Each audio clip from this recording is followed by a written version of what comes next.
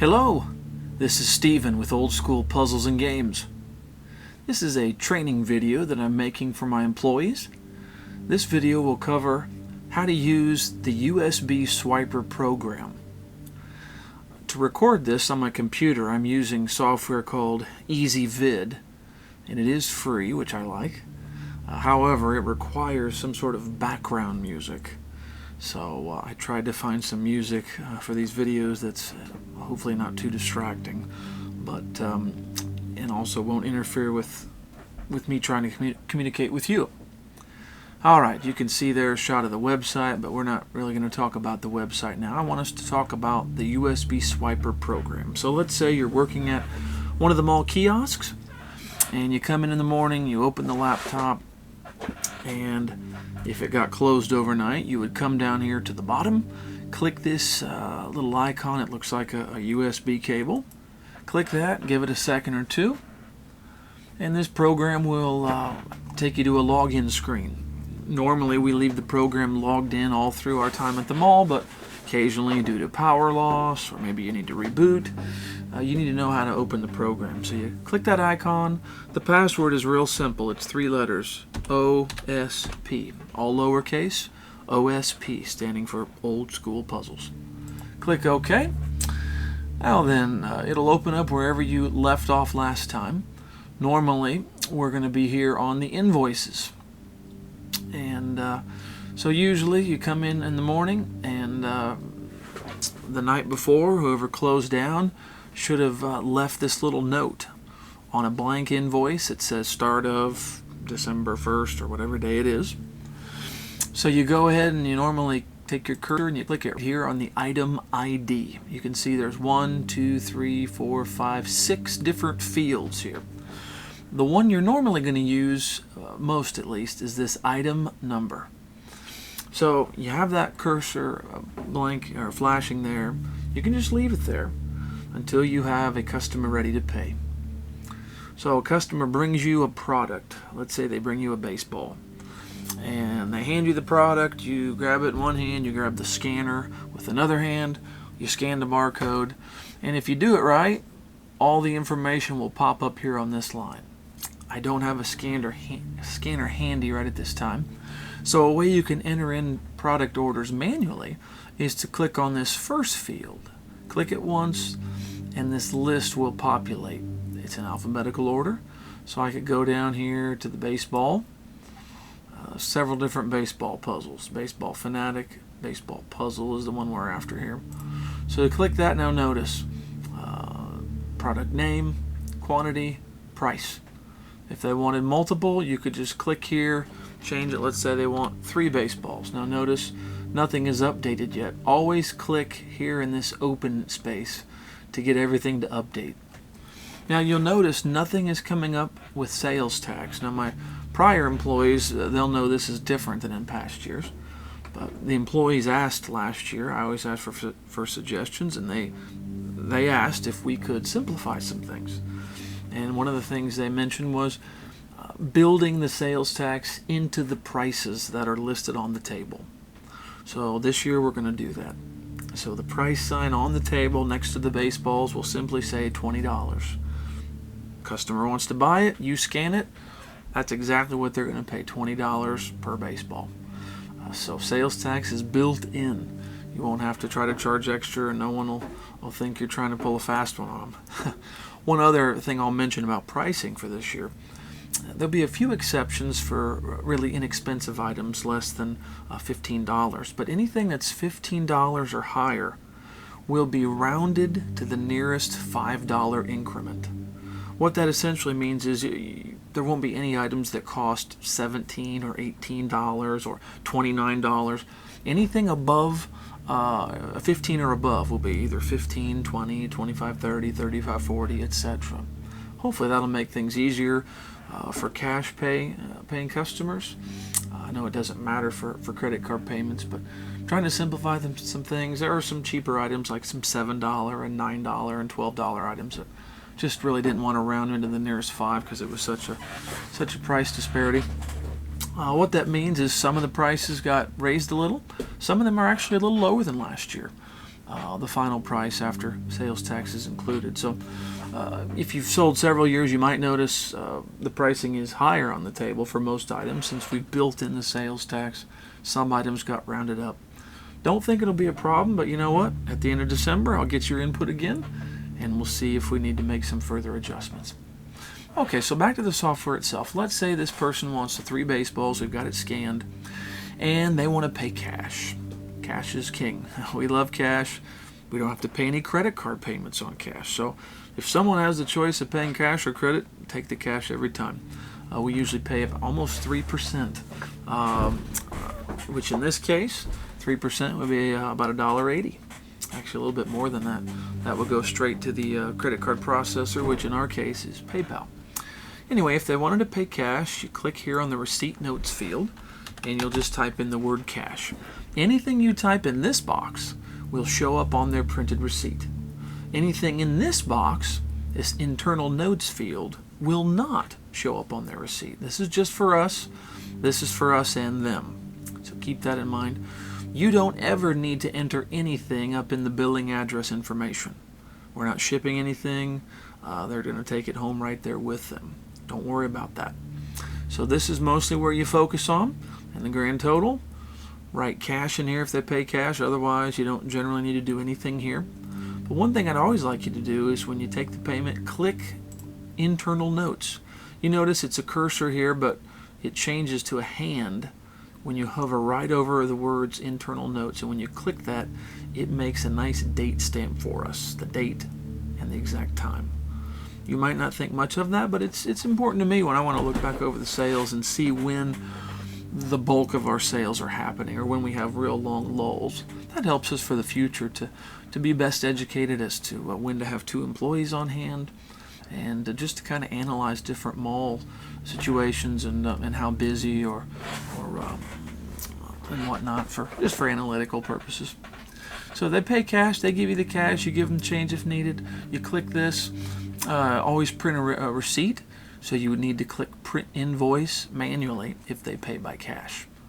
About 2/3 of our customers, however, will pay by credit card. So let's say this guy paid with cash. As soon as he walks away, you click new invoice.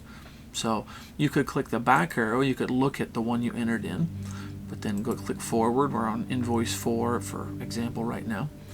So again, if you click here, you can scan, use your barcode scanner. Click here if you want to do it manually. Let's say someone comes in and buys a Japanese puzzle box, Sheldon's box, one of our popular ones, 10 steps to open it. It's under $100. It's a really nice one. Anyway, they want to buy that and they want to pay with a card. For our system, there's really no difference between taking a debit card or a credit card payment. The system handles them the same way. There's nothing you need to do differently. So if it's a card, they hand you the card, you click this swipe button, and this point of sale dialog box pops open. Take the card and the little magnetic swiper on the side of the laptop or cash stand, you swipe it through there, as we'll show you the first day you work for us.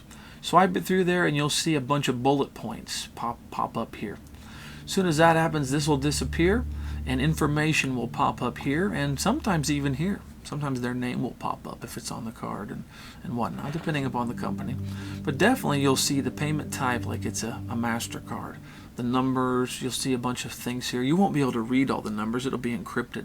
You won't be able to read it. It shows the information is there. And the way our system is set up, once you swipe the information, it pops up here. You'll see an hourglass for a few seconds. Sometimes if there's a lot going on the internet or a lot of sales being taken elsewhere, it might delay 5 to even 10 seconds, but hopefully it's quicker than that. But once the hourglass disappears, you're going to see one of 2 things right here in this white area. You're going to see either some red numbers or some green numbers. And just think about a stoplight. Red means stop, means you got a problem here to take care of. If the letters are red, that means you did not get their payment yet, so don't let them leave with the product. If the letters or numbers are green, you're good to go. Another indicator of the fact that you've received payment is the green letters, and the receipt printer will automatically print out a receipt for them if they paid with a credit card. So if you see green here and a receipt's printing out, you can hand them the product, put the receipt in the back, or hand it to them, whatever they prefer, and you're good to go. You can click New Invoice and go on to the next customer. So that's a very basic thing here. There's all kinds of what-ifs, problems that can arise, but this is the very basic scenario. If you make an error, you can delete this here. You can even delete an entire invoice here if you want to. But I will give you a warning. If you click delete and for some reason it says delete master record, anytime you see the word master, just cancel that, because that's bad news. That means you're about ready to delete all of the sales information for that laptop, and we don't want you to do that. Okay, so this is a very basic tutorial here, and at the end of the day, you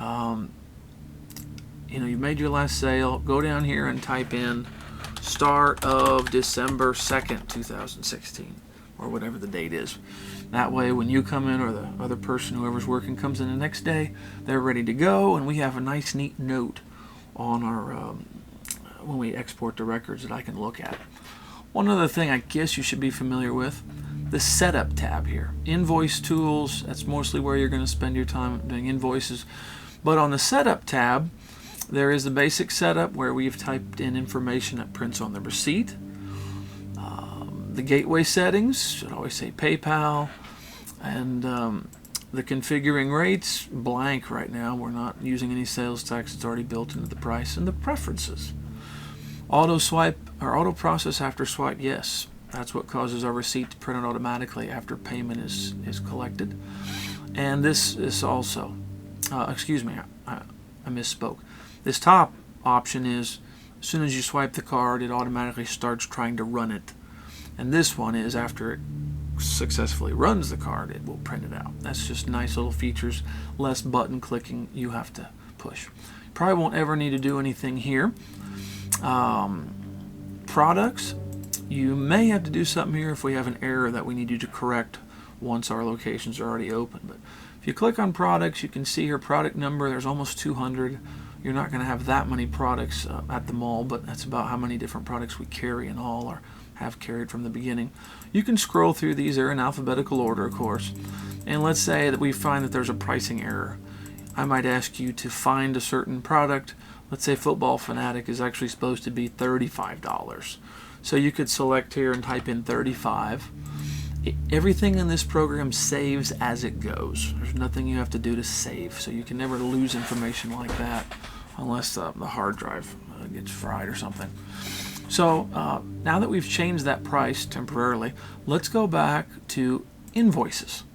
So now if I click here, Football Fanatic, notice the price is now $35. We changed it. And but ultimately, I don't want it $35. I do want it set up products. I actually do want it $40. That's the correct. So it saves automatically. Go back to invoices. If I enter in another Football Fanatic, and by the way, instead of scrolling through, if you hit the first letter like F, it jumps down to the F section. That's kind of handy. Football Fanatic. See, now it's back to $40 because I changed it on my setup. Just something nice for you to be able to know. And all right. Oh, one more thing I should show you. I don't even have it set up yet, but we can set it up right now for our video. If I click Setup, and go to Configure Rates, discount codes. We don't need handling fees or sales tax, but discount codes, that's nice to have. So let's type in employee. That's what we're going to call it. It is going to be a percentage discount, and it is going to be 25%. Okay, so I'm not going to put that as a default. I don't want that to automatically come up on every receipt. But that should be saved now if I entered it in correctly. So if I go back to invoices, and let's say you really want to buy something for yourself or a Christmas present. So Sheldon's box, you really like it. It's normally $95. That's what a customer would pay. But discount, if I come down here and click this field and then select employee, it'll take 25% off. Now, in that case, you know, it's not going to come out nice, even round numbers because we're taking a percentage. It could in some cases, but not in this case. So anything you want to buy for yourself or as gifts or whatever, you feel free to use that. but otherwise that's just for the employees. Okay, so you could delete that and notice it will go back to the other setting. Okay, alright, I think that's all for this video. Thanks for watching.